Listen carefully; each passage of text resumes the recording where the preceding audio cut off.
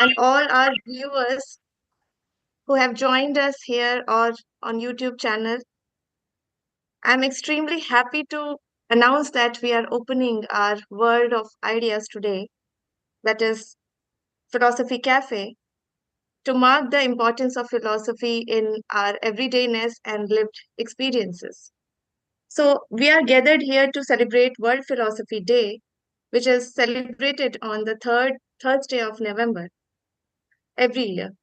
And UNESCO underlines the enduring value of philosophy for the development of human thought for each society, for each culture, and for each individual. So, before opening the Philosophy Cafe, I would like to give brief agenda behind it. Philosophy Cafe aims to promote the free thinking and promotes a great platform to discuss on a particular idea philosophically. Here, we would not focus on the classical philosophical questions like ethics, epistemology, metaphysics, or we are not going to categorize philosophical thoughts here. So, cafe is for storytelling, and stories are never the last word. Stories are, they don't pretend even the whole story of truth. So, there is often truth in them. And we cannot find the truth just by listing the ideas, listing and gathering information and lining up facts. But we need story of philosophy to handle the philosophy cafe. So by not taking much of your time, I cordially invite our honorable president, Professor Balram sir, to encourage us with his blessings and good wishes by giving an inaugural speech. Please welcome Professor Balram Singh sir. Thank you so much, Sipra. Congratulations for this initiative. It's a new way of thinking, and it's good to have a philosopher start thinking new way. And I'm so grateful to Dr. Rahul Maurya to join, from DHU. And we are also very happy to see that there is a genuine connection in our.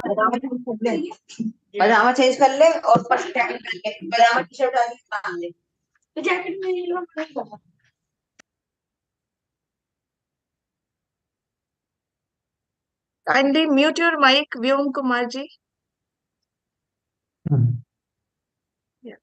Dr. Singh, आपका mic भी unmute. Yeah, I did. Yeah. Okay, so what I'm saying is that it is wonderful to have this all connection to JNU also, where I also started my education, university education. So it's wonderful. I was just wondering, why not Science Cafe? Why the Philosophy Cafe? I'm coming from science. So then I satisfied myself, thinking that it is really, even I have a PhD degree, I have a doctor of philosophy. I don't have a doctor of science. The philosophy word starts, I have several meanings of it, and I have learned more about it from my philosophy friend, particularly Professor R.P. Singh, and few others who are really great philosophers, and they know East and West also. They understand a little bit about science and try to make connections. So this is a really, literally it means Sophia sometimes means logic, sometimes means logical wisdom. But file is for sure, that means that you have to have passion. It's not just a love, love with passion.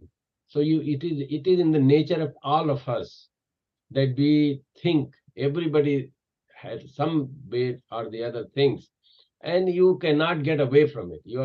So in a way, whether they know or not, they are philosophers of some kind. Everybody is philosopher of some kind. So I think Sipra said that she doesn't want to discuss that much like classical philosophy, which I think, over a period of time, everything gets straight-jacketed, somehow fixed.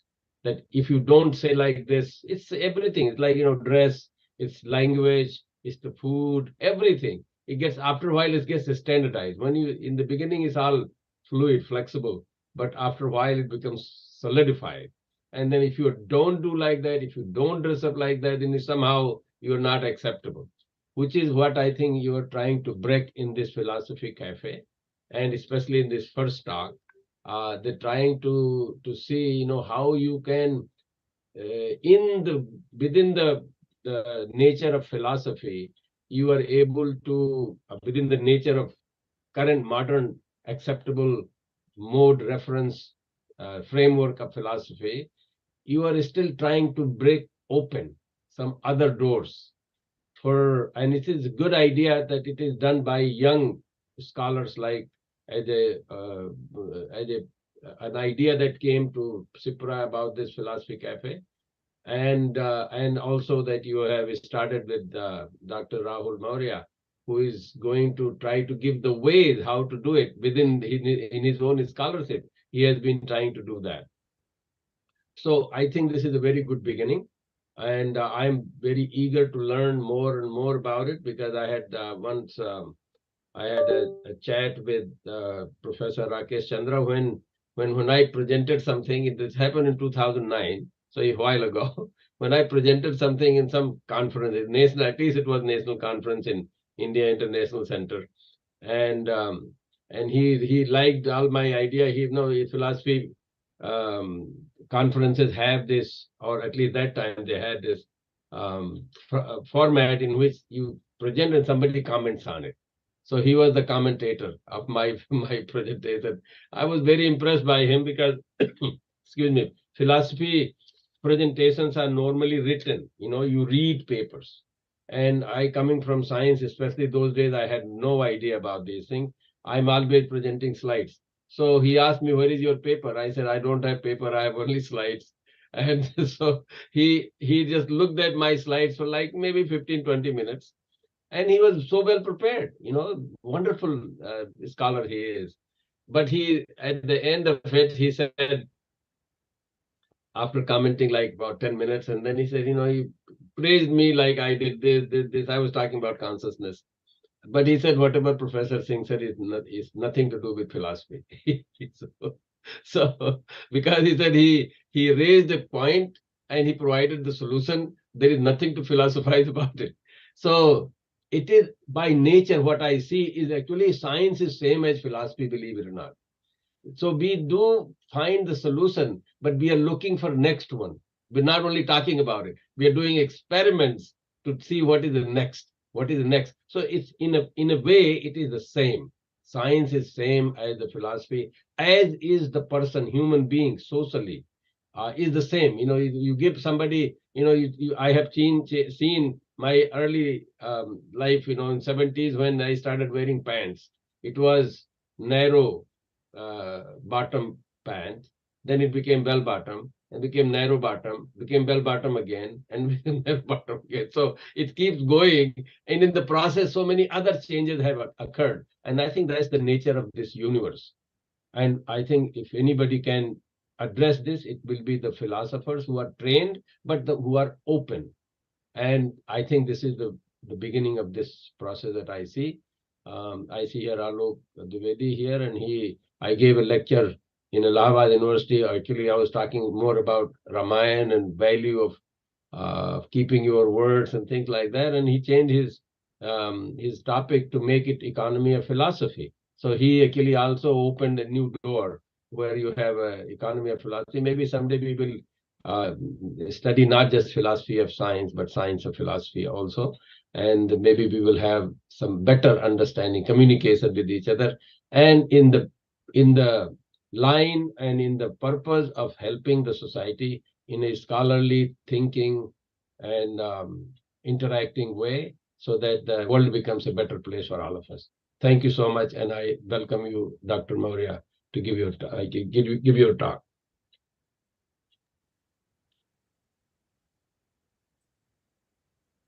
Thank you. Thank you very much, sir. And for your encouraging inaugural speech, where you mentioned that science and philosophy are not the different, but we must try to build ourselves. We must try to intention ourselves towards that, where we can see that there is a single path where philosophy and science goes. In Philosophy Cafe today, we have Dr. Rahul Kumar Maurya, Assistant Professor, BHU, on the topic Understanding the World Through Pragmatic Lenses. Dr. Rahul Kumar Maurya obtains his MPhil in 2011 and PhD 2016 from JNU. He is currently Assistant Professor at BHU. His area of specialization includes philosophy of language, epistemology, metaphysics, and contemporary pragmatism. He is also interested in logic, critical thinking, social and political philosophy, and as well as in ethics. We welcome you, sir, Dr. Maurya. Sir, you are muted.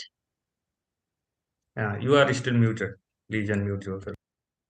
Yeah. Am I unmuted now? Yes, sir. Yes. Okay. Just let me make this.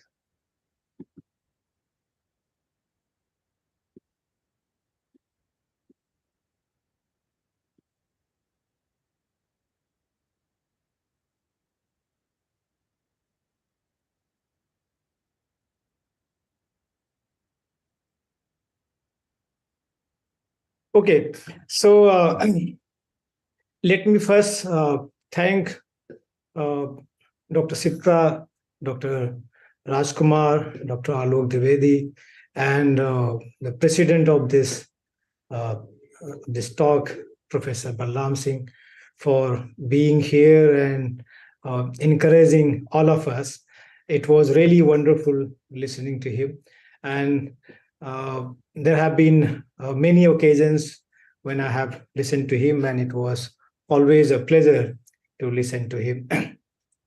And to Sipra, I mean, this idea that you have created this platform, this philosophy cafe, is really wonderful for the budding philosophers or the young people, right, who can really think afresh, and then they can discuss and test their ideas in such a platform which is open to welcome for all diverse philosophical ideas.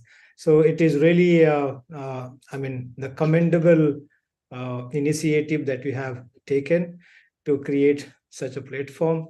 I'm not sure whether I will be able to do justice to this inaugural talk that you requested me to do for your opening of this philosophy cafe.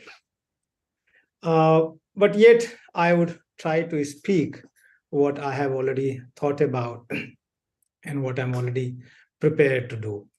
Well, let me begin with doing a brief survey of our traditional way of doing philosophy, right?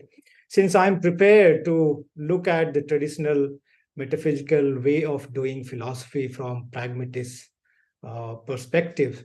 So I would like to first give a brief sketch from a Plato to Descartes to Kant, how these philosophers, in their own philosophical enterprise, they have been doing a sort of speculative or metaphysical philosophy. And this metaphysical philosophy has been quite universalistic in a sense that it provides you a very universalistic thought, right? Or you can say it gives you a very systematic way of doing philosophy, or we can say they have created systems of philosophy, right? They have done a kind of totalizing thought, right? And in that spirit of doing philosophy, there are a lot of, you can say, dualities, right? That one has to really grapple with when we are looking at philosophy in a very traditional way. In a Platonic framework, if we see at how Plato has done philosophy, Plato has been looking for a kind of absolute and universal knowledge. And that knowledge has been produced in terms of the idea or in terms of forms. And those forms can be accessed or can be cognized through certain, you can say, a tool which is nothing but ahistorical and a priori region. Now, the same attitude has been taken forward by all the rationalist philosophers, be it Descartes or Spinoza or Leibniz, or even coming to Enlightenment period, right? The Immanuel Kant, he also has done the same way of doing philosophy. Yet, in the very beginning, he has been critical of that metaphysical philosophy. So his entire book, The Critique of Pure Reason, is nothing but seen as the critique of that metaphysics or that speculative philosophy. Because he considers, after reading David Hume, that he believes that David Hume has actually awakened him from a dogmatic slumber. And that was nothing but the way rationalists philosophers have done their philosophy, right? It was a kind of dogma, believing that there is only a historical, a priori region which can furnish us with absolute and universal and immutable form of knowledge, which can never be critiqued or challenged. Though we have seen that even not only this rationalistic or even in the empiricist schools of philosophy, there have been a succeeding philosophers, and each philosopher has critiqued the earlier system, right, the metaphysical system, but then the one system has been replaced by another metaphysical system, right? They have not considered region as something which is evolving phenomenon, right? Region has not been considered as contingent or historical or kinds of uh, like biological organisms, right? As if the human beings or any animal or any creatures, right? They are all evolving biological organisms. Similarly, this region is also evolving phenomena, right? But then, as the Whitehead had said, that the entire Western philosophy is nothing but a footnote to Plato, right? So the kind of philosophical temperament Plato has said, right, that philosophy can always be done in terms of uh, uh, creating a knowledge which is uh, universal, which is absolute, right, and which is not, you can say, considering any kind of contingencies, any kind of limitedness of the human beings. That will always fall in the domain which is beyond philosophy. So philosophy has always to look for, you can say, the objective standard, right? It has to always uh, create a knowledge of the reality which is objective, right? It has nothing to do with subjectivity or human subjective way of understanding. Now, this very attitude has been even taken forward in Descartes, and Descartes is the one who has, in the very first time, divided mind and world, right? And mind has been considered as independent entity, which has nothing to do with this physical reality, or which has nothing to do with any kind of human subjectivity. So this human mind is completely strange from this environment or from the reality outside, right? And this human mind can actually represent the reality, right? So there is no scope of human subjectivity in creating, in producing the knowledge, or you can say the entire repertoire of knowledge is nothing but uh, a creation of universal and absolute knowledge, and that can be done only through a certain metaphysical entity which is mind, right, which has nothing to do with this environment. I mean, the mind is completely unrelational entity. It is not a relational entity, and that's why it has been assumed as if the mind can provide the representation of that reality. And hence, this divide has surfaced in the philosophy about this physical reality and the mental reality, right?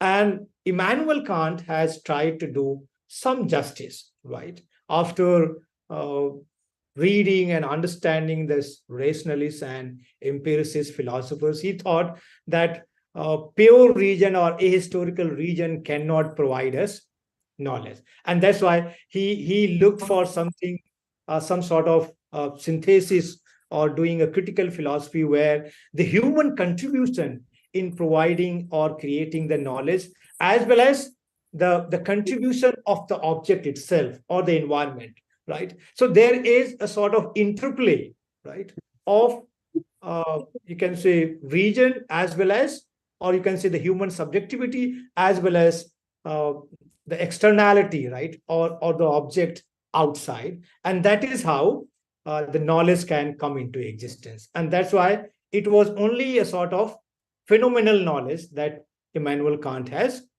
accepted. And he said that the region cannot provide us any rational metaphysics, right? In a way, the metaphysical realities can never be known in the human region. Why? Because pure region will always fall into antinomies. The sort of propositional form of knowledge, right, can only be created and developed when there is also certain perceptual knowledge available to us through sense organs about the external world. And then there is a certain human contribution in terms of human subjectivity or in terms of the concepts of region, and then the finished product of knowledge can come into existence. And that's why if region alone tries to give us any knowledge about metaphysical reality, for example, the knowledge of soul or the knowledge of God or any ultimate principle behind this entire cosmos, right? Then the region will fall into antinomies. Why? Because the sensory knowledge about such metaphysical entities is not available. And that's why the region will always fall into antinomies, or in a sense, it will, you can say, cross its own boundaries or its own limit that it has already drawn. But then we have also seen that how in critique of practical region, right, in terms of providing a sort of necessity for ethical life, he has accepted, right, not the knowledge, but necessity in the practical life, right? He has accepted all these, I mean, the existence of soul, or immortal soul, you can say, and the existence of God, and the freedom of human will, right? But if we see from pragmatist perspectives, right, what are the problems that these you can say a metaphysical philosophy has, or the kind of problems which were there in the traditional way of doing philosophy? Pragmatist philosophers are saying that all these dualities of subject and object, right, appearance and reality, mind and body, they are all coming up into our way of doing philosophy only because we have taken a completely wrong direction.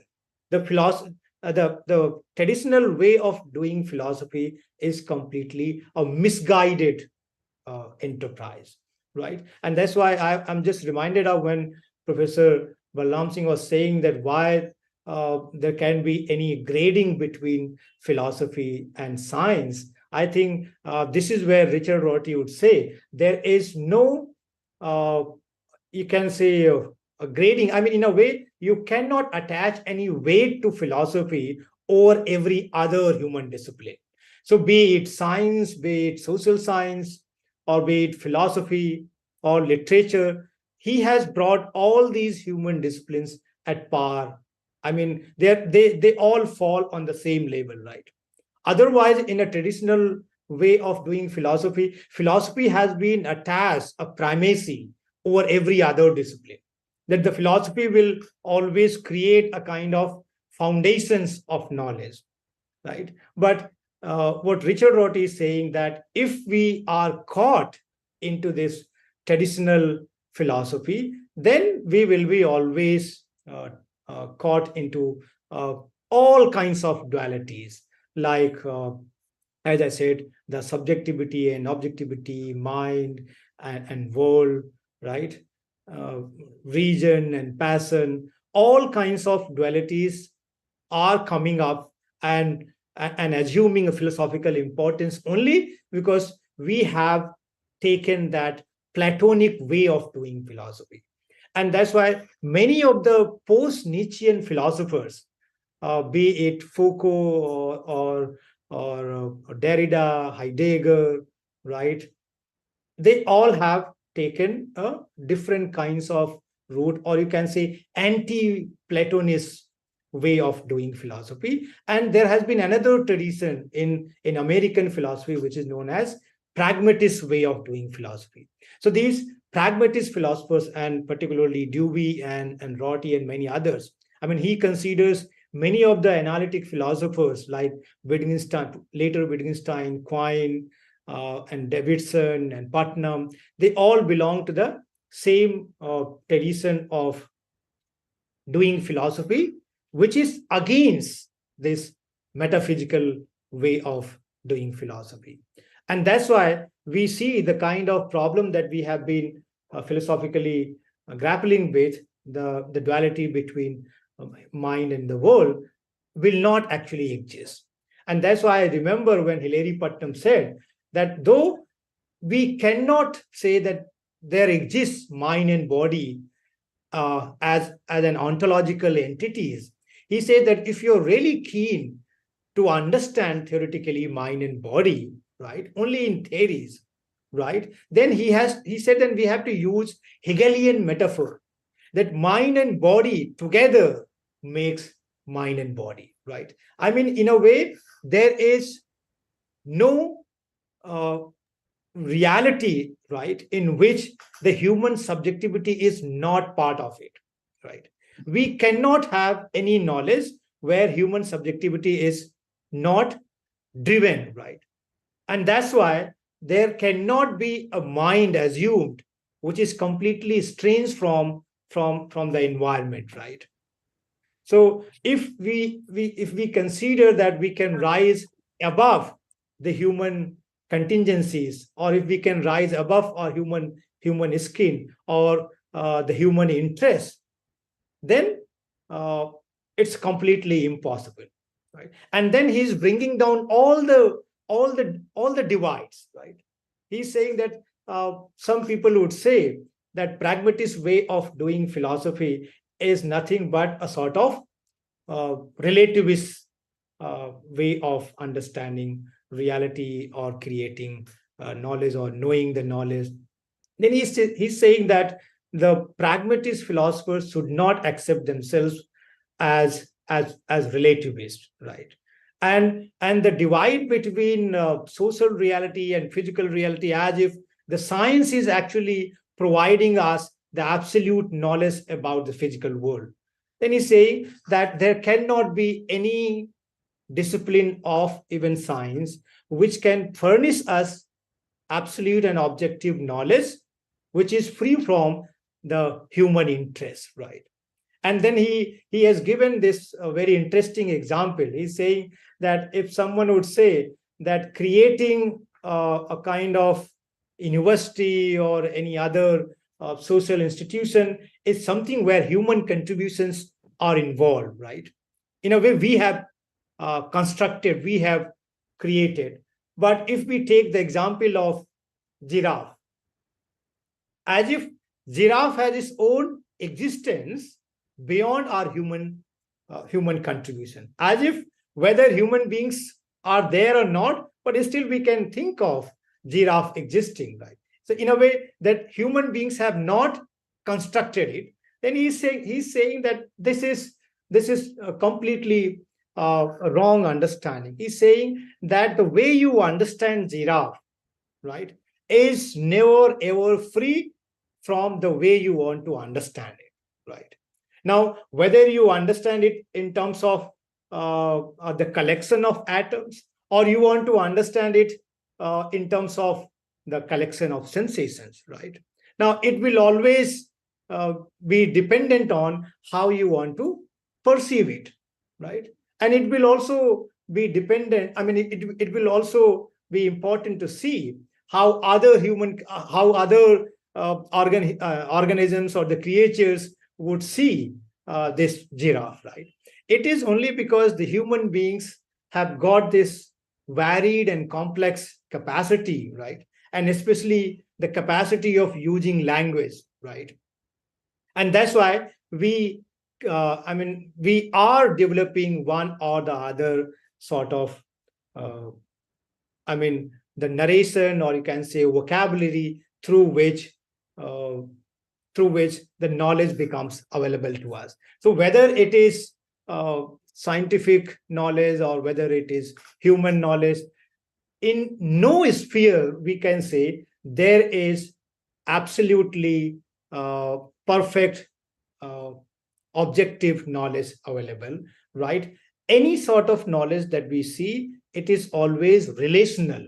It is always related to the human subjectivity, right? The humans, your organism is always deeply connected, right, with the environment, right? So you can never have any understanding which is completely free, right, from your own being part of it, right?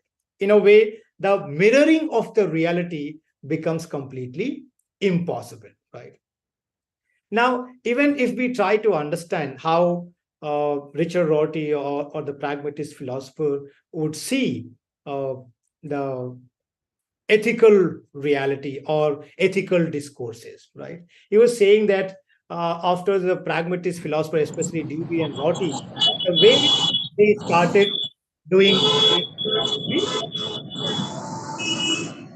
I think there is a lot of noise coming from other participants. Okay, so if we really try to understand this ethical reality, right, then he's saying that this ethical reality has been considered as if that the moral ethical principles have their own objective standing, as if they are not dependent on human beings, right? But the way pragmatists have reflected on the possibility of ethics or moral realm, right? Rorty was saying that in America, there have been lots of articles written against this pragmatist way of understanding morality or ethics, as if all these philosophers were being charged with relativism, and as if all that human progress that we have achieved will be undone by looking at ethics in this relativist fashion. But since, as I have said, that Richard Rorty have said that he is not, or any pragmatist philosopher should not accept himself as being relativist, he is merely saying that any sort of ethical principles which Kant or even Mill, right, that the maximum good should be done to the maximum people, right? He's saying that they also happen to be the practices in the past, right? So you can only reframe them in a different secularized fashion, but actually the idea of ethical practices, right, they are not completely free from the way culturally we have been agreeing upon certain way of living our life, right? So as Dewey said, that evil is nothing but a rejected good, right? Though in a Kantian framework or in a traditional way of doing philosophy, philosophers are always interested in looking this complete division, right, between the absolute goods and the absolute wrongs, right? But the pragmatist philosopher would say there is no absolute good and there is no absolute wrong, right? One can make choices among the competitive goods, right? And that's why this idea of good, right, can never be had in terms of absolute moral principles. And moreover, he is also making this interesting point. He's saying that if you are eliminating the feeling and emotions, right, from the ethical discourse, then this region will fail to take the human beings into action. And whenever it comes to action, right, we are always moved by our strong feelings and emotions that we have about somebody or the other, right? When you are strongly moved into action, you are not moved by certain absolute rational ethical principle, right? You are moved. Why? Because that is how you emotionally feel about it. So suppose when it comes to save your own child from certain anticipated suffering, right? Then you are strongly moved to save your child, not just because you are reminded of that there is some rational ethical principle that you have to save every human being, and that's why you're saving it. Rather, you are ethically, rather you are emotionally so connected that you are not even reminded of any ethical principles, but you are strongly moved. And that's why he's saying that the categorical ethical principles that Kant and many other philosophers have talked about, they will not come to any help whenever it comes to action, right? So the ethical principles should be seen along with feeling and emotion, which has been philosophically derided and critiqued as if it will lead to kind of subjectivity and relativism. I mean, of course, I understand that this feeling and emotion will always be subjective in a sense that if you are connected to only some people, right, then you will be always be available to help and rescuing people from any anticipated misfortune, right? But then he's saying that we need to work upon this neglected component, which is very important for human beings to move into their actions, and that is feeling and emotions. So we have to positively inculcate that feeling and emotions, right, to the extent that we start seeing that everybody is part of yourself, right? So if the part of ourself is so narrowed down that only family members or the loved ones fall into it, then of course it will lead to certain kinds of relativistic or subjective way of responding to any critical situation. But if we really enlarge this human self, where you become emotionally connected to everyone, and then you won't be requiring any sort of rational moral principles, right?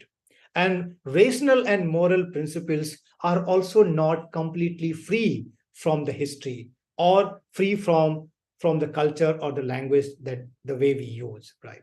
So in a way, this rationality is also evolving. It is not the way the rationalist philosophers have understood. It is never given a priori or ahistorical. It is always evolving. So at some moment of time, something might have been accepted as good. Like if we can take certain examples from certain religious scriptures, like in Christianity, this homosexuality was a kind of criminal offense. But today in the modern world, hardly people would be ready to accept it, that it is a kind of any crime, right? There was a time when in our Indian tradition we had sati pratha, right? I mean, by that time people must have thought that it is a rational way of organizing our life. But today the human beings have rejected it, and that's why it has become evil, right? So the absolute categorization of universal good and universal wrongs, right, are deeply problematic, or they are coming from a perspective. Why? Because that is how Platonic way of doing philosophy has been. So if we change our way of doing philosophy, then we would say that in every time, the only attempt the human being should make is that we should make our attempts to live our life in a better way, right? So there is no truth, there is no as such reality, there is no absolute moral principles. We should only see that this, if we are really keen to say that a certain belief or certain proposition is true, right, then the pragmatist philosopher would say that any proposition can be taken or belief can be taken true, right, only if it is there to bring any practical differences, if it can help bringing your desired end, right? And apart from that, apart from that purpose, right, under which you can see or test that whether belief is really working or not, right? Beyond this, the serving to your end, there is no other way to understand whether your belief is true or not. Moreover, the pragmatist philosopher would say that this idea of truth is not philosophically important. The goal of philosophical inquiry has or should not be seeking the truth, right? Rather, the goal of inquiry should be how the human beings can agree upon the common end, right? And the inquiry should be aiming to reach a certain kinds of consensus over how we can achieve those ends. The inquiry should be focused on how we can, or what kinds of tools we should use to achieve those ends, right? So if your inquiry is not leading a kind of better coordination, right, to achieve certain kinds of anticipated social goods, if that inquiry is not helping us anyway, even in a slightest way, making ourselves better, then that inquiry is not philosophically important inquiry. So traditionally, the way we have seen that the philosophical inquiry should lead to acquiring the philosophical truths or absolute or universal truths, that has been completely rejected by pragmatist philosophers. So this mind is also not accepted by pragmatist philosophers the way traditionalist philosophers have accepted as pure consciousness, or there is a substantial self which is completely immaterial, right, and which doesn't require any extension to exist, right? This way of understanding mind has been rejected. Rather, the very duality of mind and the world has been critiqued by pragmatist philosophers. And if we want to really understand the mind or certain kinds of beliefs and desires which are attributed to the human organism, then Rorty would say, if I say that there is a water, right, or I want to drink some water, right? Now, this idea or this statement that I have uttered, right, will only give you understanding about our future action, right, or how I'm going to behave, or how I'm going to coordinate with others or with the environment. So this belief or desire, rather than understanding it in terms of absolute consciousness, he is saying that beliefs and desires can be only understood in relation with the kind of actions that the organism or that the person can lead to, right, or kinds of behavior that one can demonstrate. Apart from that, there is no need of understanding mind. So that is how one can see that pragmatist way of uh, of doing philosophy, right, can do away with many of the philosophical problems which are essentially part of a traditional way of doing philosophy. So if we change our way of doing philosophy, but then there will not be any traditional philosophical issues, right? And we can also see that philosophy is not a superior discipline, right? It falls at the level of every other discipline, and each discipline can influence each other, right? I mean, science can also influence philosophy, and philosophy can also shape science in certain way, and that's why all these enterprises have to go together, right? I mean, there cannot be attached any weight to philosophy. And if we see that philosophy has been altogether rejected by pragmatist philosophers, particularly Richard Rorty, that I think has not been done. I mean, Robert Brandom and many others started saying that to some extent Rorty has also changed his view about philosophy, or how philosophy should be done. But uh, this idea of pragmatist way of philosophy is more important, because that universalistic or metaphysical way of doing philosophy is deeply problematic. Why? Because once you have created certain absolute system, then it doesn't leave any scope, any room for criticism within, right? And if there are any divergent views, if there are any criticisms, then that absolute tendency or the strong belief that you have discovered the truths once and for Rahul all sir, may. sir, sorry to interrupt you. Kindly conclude. We have Okay, not so enough just time. just Yeah. just give me a couple of minutes, and I'll Yes. conclude. Yes, sir. So I mean, this absolutist way of doing philosophy, as I said, becomes often coercive and suppressive against the divergent ideas. And that we have seen. I mean, this metaphysical way of doing philosophy is nothing but the hangover of religious way of living, or understanding the life. And that's why, since that, I mean, in within pragmatism, you will see that there is continuous scope of growing and evolving, right?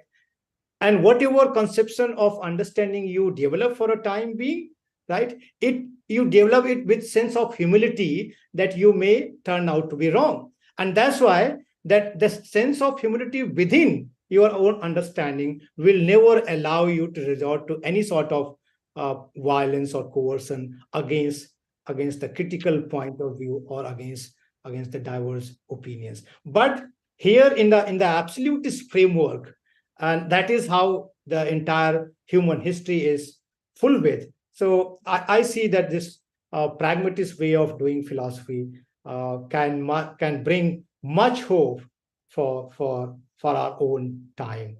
So I think with that, I would like to end my talk here. Over to you, Dr. Sipra, and thank you for giving me this opportunity to speak um, on Thank pragmatism. you so Thank. much, sir. It's very nice uh, listening to you, and inauguration from this point of view, this approach is very good. I think wonderful session we had. Uh, as you have taken the pragmatic approach, I think it is the main idea of pragmatism is that practical matters have a bearing on the questions people should ask, and the answers they should seek. I think so. And one should discard ideas or questions with little to no projected usefulness in favor of research and practical benefits. So because I'm not very fond of Richard Rorty and all. So what I understood by your speech is that. So I'm cordially inviting Dr. Shuchi Singh, my dear colleague, to give her comments and feedbacks. Dr. Shuchi? Namaste. Namaste. Namaste. Yeah. Well, it was a very nice talk. And while Sir was delivering his talk, I was constantly thinking that how it can be useful in bringing revolution to Indian politics. And because we all know that Indian politics is run on segregation, right? Our politics is determined by segregation at all levels. At times it's caste, gender, religion, and whatnot. So I was thinking that how we can improve that. So I would like to ask this if Sir can reflect on that question. Thank you. Yeah, thank you, Suruchi, for your really interesting and important question. I see in a certain way, I mean, I see the kinds of so-called injustices in terms of gender and caste and religion that have perpetuated, they have come from the same metaphysical and absolutist way of doing philosophy. Because once you have developed this understanding that the truths are there to be discovered and found out, and once you have found out certain truths, whether you are mistaken or you're right, then you will take every bit to defend it. And that's why even violent scuffles have taken place. And that's why even this gender ossification has taken place in the history for a long time. And people were not ready to accept that we have suppressed women for centuries. And that's why, because that justification is there philosophically, that we have found out the philosophical truths. We have found out the reality about ourselves. And that's why I think this a more humane way of doing philosophy, and philosophy which should not be done once and for all the ages to come, but we should be seeing philosophy as what Stanley Cavell said, that philosophy has buried its undertakers, but the philosophy will go on. So I think for each era, we should be doing philosophy for our own time, because you can never know. I mean, in every time there are newer challenges, right? And that you may have to philosophize, that you may have to answer, which might not be there in your traditional philosophy or in the philosophical thought, which might have been taught 1,000 or 2,000 or maybe 10,000 years back. Right? So this is what I think in a pragmatist line. Thank you, I sir. think we can have another session to discuss on this. We can I think organize panel I would like to discussion listen on to this. because Chandra is there. So I think Oh, his comment would be really important to for me. I was thinking about him only right now. So please. we have Thank you. Prashant Shukla sir here also. Yeah, Dr. Principal is also Namaste, there. sir. Welcome sir. Rakesh Chandra sir. Thank This you is very my much. audacity, sir, to speak in front of you. No. Thank you very much. We all know that, a large part of Rorty's critique of philosophy rests on anti-foundationalism. And his understanding of pragmatism is also, in fact, a little more different from the predecessors of his predecessors, because all of them were actually giving a pragmatic theory of truth. And in terms of the payoff that it has. And also, I think the question that Shruti said that, what are the implications that it has for democracy? Rorty has extensively written about that.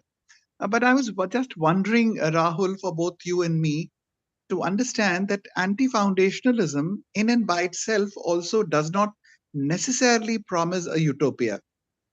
That things have no real nature is one story. that we can negotiate in our own times, and the negotiation can go on in different times, is also no guarantee that what we will arrive at for our own times will always be good for everyone. Because the assumption which we are taking is somehow that all the people are agreed upon a more humane, agreeable understanding of living together. Now, supposing that there are people who are not agreeable to live that, how do you then work on that?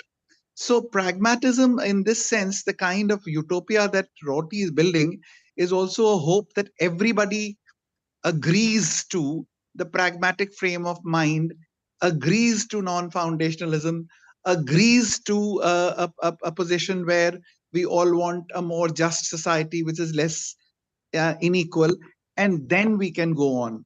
So in all of that, the kind of assumptions that he has are also very strong. And one of the things which I always worry about, and that I think you should answer, and that is the question that, when we were looking at the good old definition by Eyre as philosophy as a second order activity, or when we were looking at Wilfrid Sellars, that how things hang together in the most general way, there was no assumption at any given time that it would be done once and for all. Because even in the most elementary book, which all undergraduate students study, Problem of Knowledge, we say that, knowledge has many ways of being understood. You can understand it as a disposition, you can understand it in terms of knowing people, in terms of, so the multiple uses of language have always been agreed. So the opposition that Rorty has to his immediate predecessor, the analytic tradition, it does not come out very strongly. And I think that most of the analytical philosophers like Russell and Eyre would be surprised at what Rorty is saying, because they're saying that this is exactly what we were saying. We were all anti-foundationalists. We were all talking about piecemeal activity. We were all talking about democracy. So where is the foundationalism which Rorty is accusing us of? And they were all liberal Democrats. Yeah, I think Rorty also thinks along these analytic philosophers. I mean, beginning with later Wittgenstein and Quine, Davidson, Putnam, right? I think he has drawn a lot on these philosophers.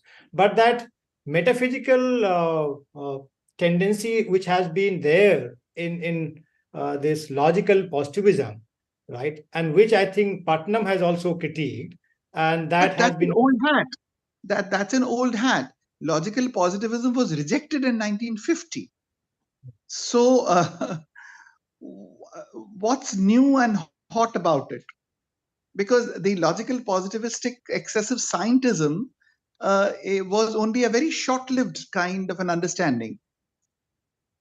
And the major work that Rorty is writing seems to be primarily critiquing and criticizing the analytical philosopher for, again, the metaphysics of foundations, and saying that they are also saying that they are analyzing language once and for all. Nobody said that. Nobody said that. And it is peculiar. And it is also peculiar that he doesn't take, in his criticism of traditional philosophy also, he doesn't give enough time either to Aristotle or to Kant, who are the major figures. I can see, I think, sir, if you're saying how he has responded to immediate philosopher, the great deal of, you can say, debate or discussion which has been there between Hilary Putnam and Richard Rorty, because to some extent Putnam is also taking the similar position, and yet Rorty maintains different stance altogether, and he's taking Putnam also, because the idea of internal realism, which Hilary Putnam has put forth, it says that reality can always be within a certain kinds of conceptual scheme that we introduce. So there cannot be any understanding of reality beyond one or the other sort of conceptual scheme that we choose. And yet, I don't understand how Putnam has arrived at finality that apart from all those different conceptual schemes, one sort of conceptual scheme will fit together. Because I have seen that he's saying that this truth is nothing but related to the idealized justifications. But those idealized justifications will never go beyond certain time and chance. I mean, one can have idealized justifications only in a certain framework, in certain time and space. The moment that changes, your justifications will also change. And even if one has reached that ultimate metaphysical reality under certain idealized justificatory conditions, right, one will never be able to know whether one has reached, because you have no way of knowing that metaphysical reality beyond your own justificatory conditions. Right. So I think that God's eye point of view critique is very well taken, that both realism and idealism somehow or the other have an assumption of a God's eye point of view, that there would be a way in which you can get out of the skin and look at the things whether you are right or wrong. That is well taken. But the point here is that in case of the minimal, like if you remember Rorty's old paper, The World Well Lost, and even to the last paper, somehow or the other he accepts that in an ordinary way, things outside us in space are minimally accepted. And this he takes it as a minimum statement. Now, this minimum statement is all that the realist needs. What is the nature of it? You remember, even Locke had not said that, I know that. Future science is going to tell us that. So workability, and very easily, Rorty brushes aside, it works because it is true, or it is true because it is works, does not make a difference. Now, if it does not make a difference, he has actually then completely discounted the old debate. And that's the whole point, that in as you were discussing in the theory of mind as well, you see that for a very long time, he seems to be giving more and more arguments for a reductionist theory. But then he said that actually reductionism, non-reductionism doesn't matter. There is no problem. so. Reductionism, Now, he has not accepted. That's true. yeah, he had at one time he had said a large kind of an argument. He gives more and more, not reductionism, more arguments in terms of physicalism. But then after some time, he said that physicalism, non-physicalism doesn't make a difference. My question is that it doesn't make a difference to whom? The question is, it doesn't make a difference to the man on the street. But it is the problems of philosophy are problems for philosophers. They are technical problems within the discipline. And very grudgingly, in some places, he accepts that certain problems of the technical kind are interesting for philosophy itself. They are not relevant for society. But that's, I think, a very peculiar kind of an argument, because why should philosophical problems necessarily be problems for the rest of the people? I think And this question, yes, you want to say something? after philosophy, politics, and that also he said that no, I'm not saying that because, and one way or the other, the politics of humanity that he is advocating is a minimal kind of a human being that he's accepting, autonomous moral agent.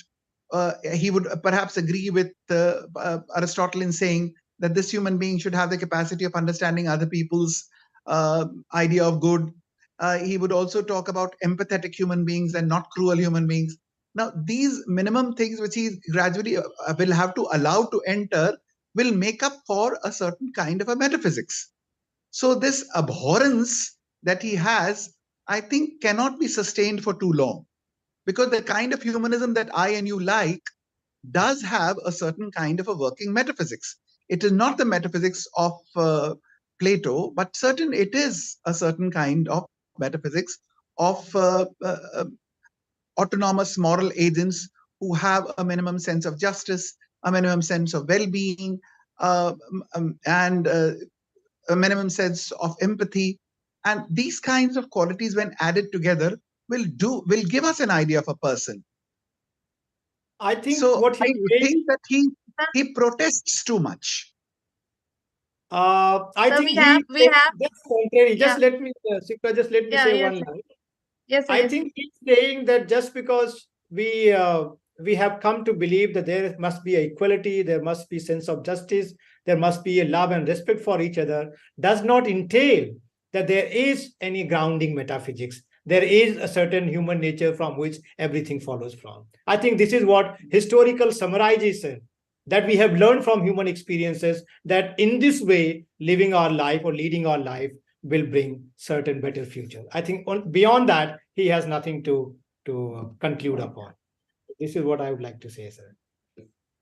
Sir, I would like to invite Dr. Aparna Sharma ji to continue this discussion.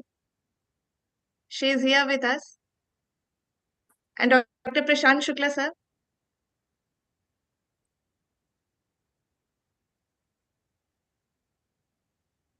Prashant Shukla sir.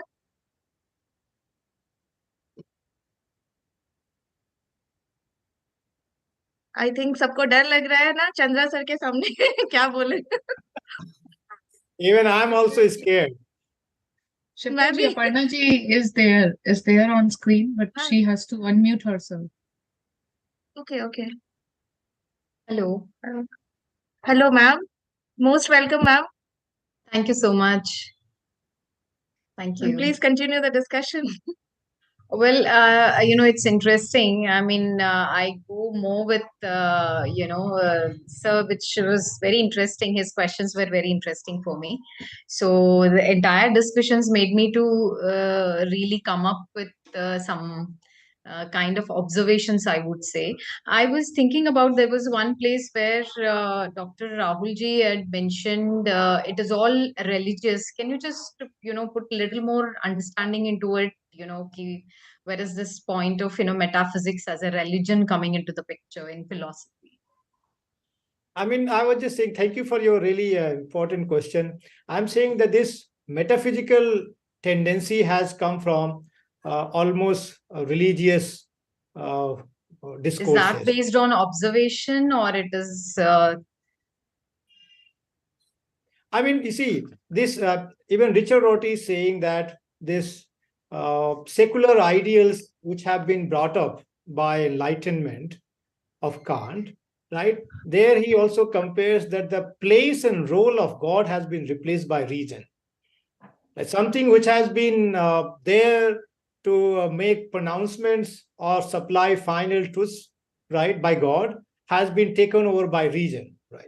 So I think that kind of absolutism, which has been there in religious discourses, seem to be continued even in metaphysical traditional way of doing philosophy. This is maybe what really little wrong in understanding, but just correct me if I'm wrong. If we are thinking we are defining gods and religion into it, and that came later, much later, after the philosophy that existed, over the tons of years.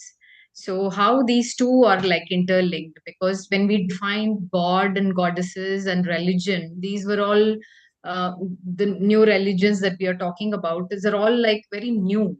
Whereas when we talk about philosophy that existed more than 5,000 years, there is a contradiction about it. Just wanted to understand this. You see, the idea of God, whether there has been strong and fortified religions were there or not, but the idea of God has been there. Even it has been there in Plato, right? And that is where he has also. I mean, I have read one dialogue of Plato about the relation between ethics and religion, right? Between Euthyphro and Socrates, and this religious idea that the idea of good is nothing but the will of God has been critiqued by Plato through Socrates. And he said, if you're saying that the idea of good is nothing but the will of God, then you are escalating your God at the level of dictator. And nobody who is a believer would accept his God or her God to be dictator. And then he placed the idea of good even above God. And he said, God has to also will in accordance with what is good. Then his will can be considered as good. Otherwise, the God's will cannot be unjudiciously accepted as good. So God is also subordinated to the idea of good. So in a way, I mean, this complete philosophical thinking from religion has been there or not, but often they have been influencing or interlinked. Yeah. Can we say that One we small have interlinked this, the entire philosophical thought with religion, and then we got, bit moved away from, what the philosophy is actually. Can we say? one small thing, Dr. Parna, which I would G, like. sir. Yeah. Sure. In case of Rorty, he is critiquing the analytical tradition. And when he's saying that, he's somehow, if I'm not mistaken, trying to say that the analytical philosophers, especially those who privilege philosophy of language, they somehow imagined that earlier the place of God and religion can now be taken by philosophers, and they can dictate, like the religious heads, that what is the correct use of language and what is the incorrect use of language. So religion gets replaced by philosophy, and the authority that religion had at one time can now be taken over by philosophers, and now they will say that this is scientifically acceptable language, that is tautological, this is nonsense. And so the authoritative nature has not changed.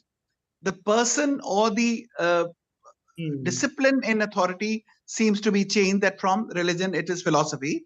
And he is actually trying to contest this position, that nobody has to have this privileged position, neither religion nor philosophy nor nature. So nature will also not decide that this is the only way you can categorize yourself, nor God, nor philosophy. It will only be the conversation of mankind which will do that. That's his uh, statement. The difficulty is that when he talks about this conversation of mankind, we are very baffled. Which conversation? Conversations amongst whom? And what shall be the rules of conversation?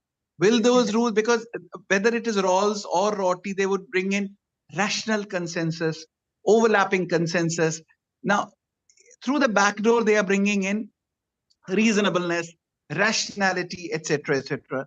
And therefore, somehow or the other, we have a suspicion that in a sneaking way, you will have to bring back some or the other workable, working foundations. Right. So that makes a lot of sense. Yeah. So we have Arup Jyoti Sharma sir here. Thank So you, please Shivra. join us for discussion. Thank you, ma'am. Thank you so much. Arup sir, Thanks. Yeah, thank you so much for this talk. Thanks, Rahul, again. But the thing is that aberrance of metaphysics that Rorty has propounded is something which is not acceptable, because there are different ways of approaching reality. And just by critiquing the traditional philosophers like Plato or by Kant, just because of the fact that they have made such a demarcation between subjectivity and objectivity, is something which is not very, very acceptable from the perspective of Rorty, because, as Hegel has pointed out, that you cannot just simply bifurcate subjectivity and objectivity like that, because the subjectivity and objectivity somehow goes together. Just like Hegel says that rational is real and the real is also rational. So in that way, epistemology and metaphysics, because epistemology is the tool to know about the ultimate reality, So you cannot just say that metaphysics is in one side and epistemology is on the another side, and creating a gulf. That was I think maybe the position of Rorty, and this position is something which is not acceptable to me. Thank you. Thank you, sir, for asking this important question. But I think this is what even Rorty is saying. He is saying that this distinction or duality between of subjectivity and objectivity cannot be maintained, and this arises only when you bring into a Platonic way of philosophical discussion, right? And that is how they arises. Actually, they arise in philosophical arena, and he wants to change it. He's saying that there cannot be philosophical thinking in terms of objective and subjective, right? Or what Putnam has said, that if you can really, or if you really want to speak about mind and world, right, then he says that we have to use Hegelian metaphor, and we can say that mind and world jointly make the mind and world, right? And even Hegel is important because he has brought in the history, right? Before him, the history was not important in philosophical thinking. So though in the beginning, this idea of historicizing the philosophical ideas has been conceived, but towards the end, he has also rejected it. After the German state has come into existence, he said that there will not be any history. And the God has, I mean, the German state is nothing but the march of God on the state, right? So, I mean, the history has come to an end. And that is how the absolute idealism has surfaced in Hegelian philosophy. So I think the Hegel has killed his own baby, right? Which was, I mean, important significance in doing philosophy the way Hegel proceeded.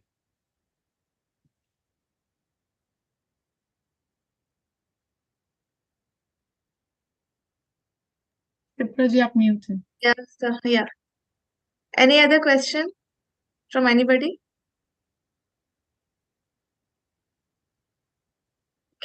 One small, though I'm not a student of philosophy, sir, so I did not even understand much of the typical philosophers, what they have said. So my question is very general, I feel, but we always talk about the divine consciousness, and we are talking here about the understanding the world. So my question is just a small one, like, is the divine consciousness is part of this world only?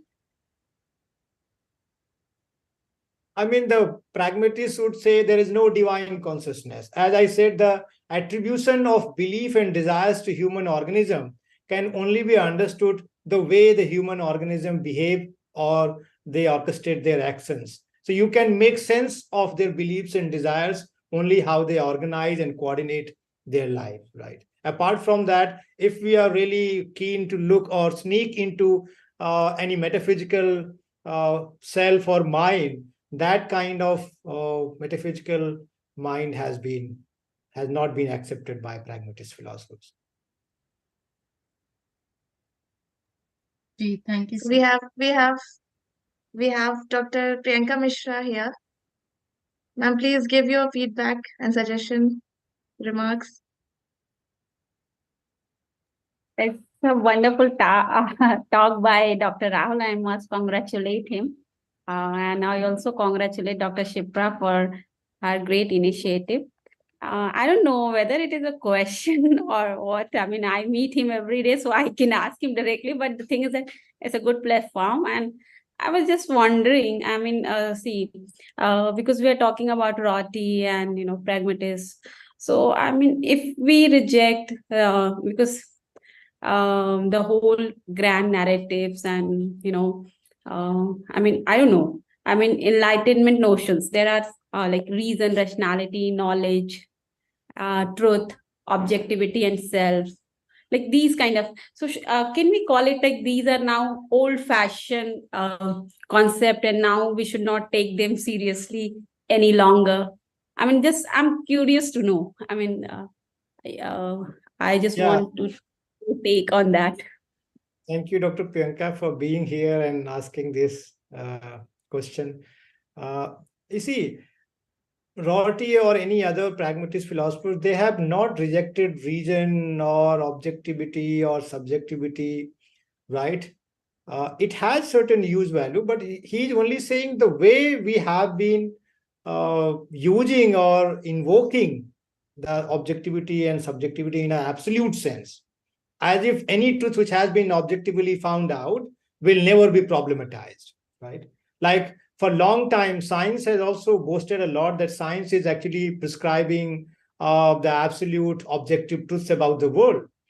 But now we have seen, after Thomas Kuhn and Karl Popper, that even scientific theories are also not absolutely true. The scientific theories may also turn out to be false or may fail to explain the natural phenomenon, right? And that's why they're also evolving, right? And especially, I remember what Putnam said, that when there are competitive scientific theories, choosing one over the other is not a kind of invoking any objective pattern or any objective reality, right?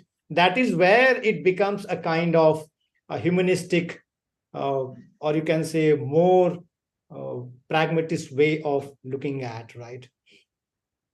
So there will be arguments, there will be objectivity, but it will be in a limited framework. That suppose we can agree on certain theory, certain belief for a time being, after we have ruled out all the possible criticisms, right?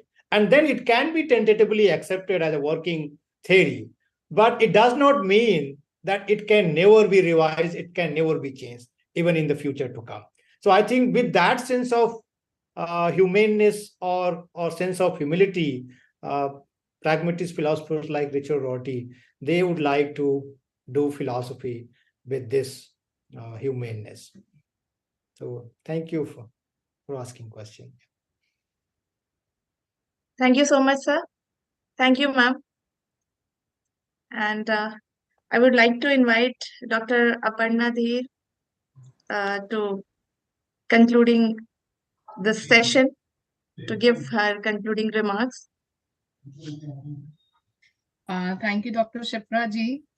Basically, as I just mentioned, that I'm not a student of philosophy. I'm a Sanskrit student, and that too in the Vedas. So we always think that philosophy started from the where we have stopped, where we have finished the Upanishads. From there only philosophy started, but it is much more than that, because you have Western scholars, you have Indian philosophers, and many much to add there. So I think I don't have such authority to comment or to give any concluding remark.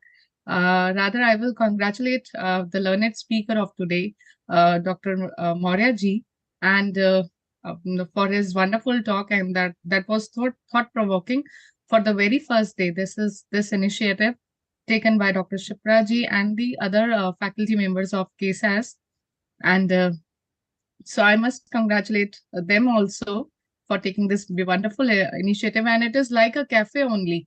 It's like we are sitting together and having discussion on a very important topic, and that reflects first of all the understanding of the world, and which is even everyone's question. That question is there in everyone's mind. So I think the first topic is also very nicely chosen by Dr. Shipraji and other colleagues for this wonderful start. And I also like to thank our learned speakers, learned invited guests who have joined us today, Professor Chandra ji and Dr. Priyanka ji, Miss Aparna Sharma ji, Dr. Prashant Shukla ji, and my faculty members like Dr. Shruti ji, Dr. Abhinandan ji, and the director of KSAS, Dr. Rajkumar ji, and of course our director, our president, INADS, Professor Balram Singh ji. So I must thank all of them for joining us and allowing Dr. Shipra ji to take this wonderful initiative every 16th on every 16th of every month. So thank you, sir, Dr. Shipra ji and others for joining here today. And we will continue to have such discussions, and we all can also add our comments on the video link that is going to be shared by KSAS soon, because it is going to be live on YouTube, I guess. So thank you very much for joining us. And thank you, Dr. Shipra ji. Thank you, Aparna ji. Thank you so much. And I think we should have this kind of cup, Indic Studies cup in our hands from the next time. Then that feel will come, the cafe feeling will come. And yeah, it's a wonderful presentation. And I convey my regards from Dr. Rajkumar, our director.